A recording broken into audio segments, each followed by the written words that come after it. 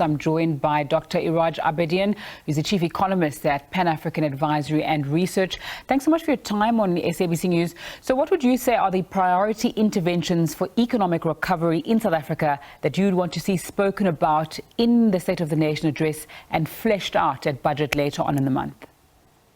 Thank you very much for the invitation. I think the requirements are fairly well known. The infrastructure in the economy is way below par. The president has spoken about it. Of course, we all know about energy, electricity, load shedding, which is highly disruptive and costly for the society as well as for the economy. So that's one area that needs more than urgent attention. I don't think there is a word in English that can highlight the urgency of it. But importantly, the rail, the ports, the water supply, the roads, and very importantly, security. These are important requirements of a functioning and growing economy. In this regard, the president over the past 4 or 5 years, year after year in the State of the Nation, has identified the problems. It is not as if he is not aware of it, but now he is left it to a point that the business and the society has become really desperate. You've seen the business community now joining with a public statement appealing to him that don't tell us what needs to be done.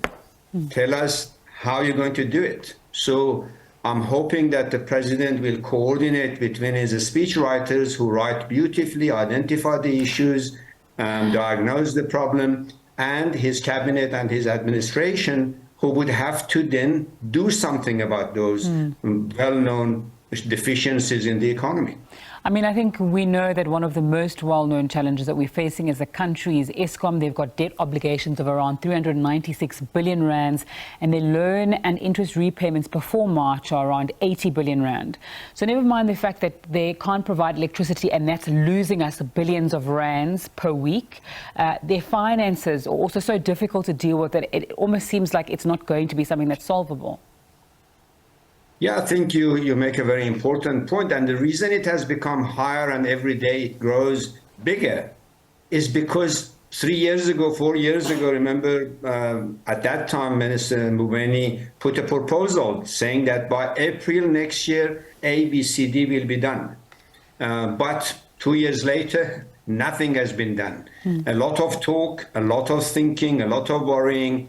In the meantime, every day, that there is no action, there is no solution. The debt collects interest as we go along, whether we are awake or asleep. So I think the issue that you highlight is a good example of the government knowing but doing nothing about it. Yes, there are tough decisions to be made, but if you don't make those tough decisions, the disease doesn't disappear, the deficiency in electricity doesn't get any better. In fact, it gets worse, and that's understandable. So I think that's the issue that the president needs to come clean with the nation. Honestly, if there are bottlenecks in his cabinet, he must remove. If there are obstacles that he doesn't know what to do, he must say, okay, I don't know what to do. I know what the problem is, but I don't know what to do about it. Then invite the rest of the community, the rest of the society to do something about it.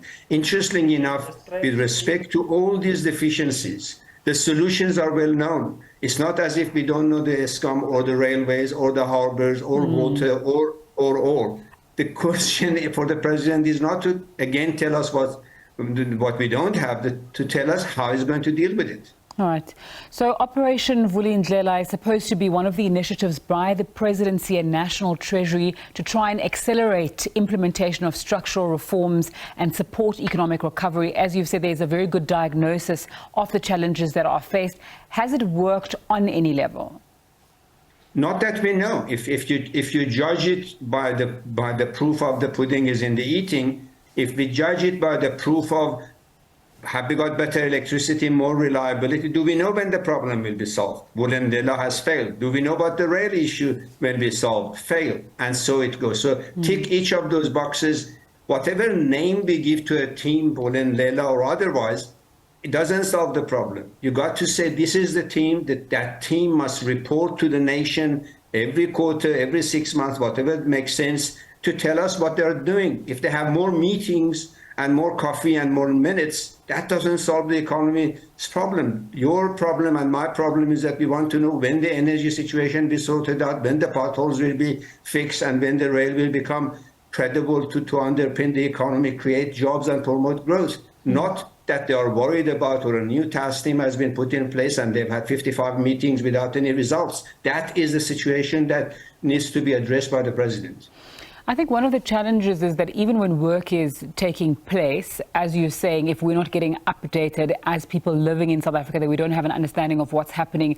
And a lot of reforms are obviously not ones that can be done overnight, especially with regards to South Africa's history. So one of the ways that you spoke about earlier on, and one of the things that the presidency is doing, is trying to revive the economy through infrastructure. There's an ESA office within the presidency. Have we seen enough announcements and progress there? It's headed up by Dr. Amahopa.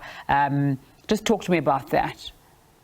Absolutely not. Quite frankly, even the announcement has been made has been announcements of intentions as opposed to announcements of what has been done and what results have been generated. Okay. We are all adults and we know many of these problems cannot be solved overnight. But what we are in the dark about is what is the plan? Who is in charge? Apart from political statements, what is the actual results? The economy does not run by task teams and by statements of the problem. The economy can function, investors can have a timeline if they know who is in charge, what has been done, what progress is made, when each of these deficiencies is going to come to some kind of resolution. And that's what the president has failed very badly, unfortunately, to keep the society and the economy informed of developments, not keep repeating that we have energy problem, we have this problem, we have security problem, etc., etc. The diagnosis is well known. It's the remedial actions that needs to be done, and the nation needs to be informed regularly, not every SONA. The president, for example, tonight must say, over the past 4 SONA statements, I have made the following promises. This is how much progress we've made. This is where we have failed, and these are the reasons why we have failed. We must get to that level of granular communication with the nation so that the economy can run. I mean, Dr. Abedian, having listened to the challenges that we're facing when it comes to information, should we then still be keenly watching the State of the Nation address tonight to see what's going to be said? What's the point of it? You're making a very important political statement, in my view, and that is, in the business community, it's a big yawn. It's a big yawn because, you know, the president over the past 5 years has promised many things and has delivered very little. So why should we get excited again? Why should we even spend 2 hours, 3 hours watching it and analyzing it? So I think it's unfortunate that the president has allowed this much anticipated. Remember, he promised us new dawn. He encouraged us to Mamina. We all got excited. Business got very hopeful. And he has let us down because of his style of no communication, because he's not surrounding himself with those who run with what he wants to be done. Instead, he has his cabinet ministers pulling it different ways, which is highly unfortunate. So, yes, we have a real problem, and I hope the president tonight will really take us to his confidence and deal with some of these.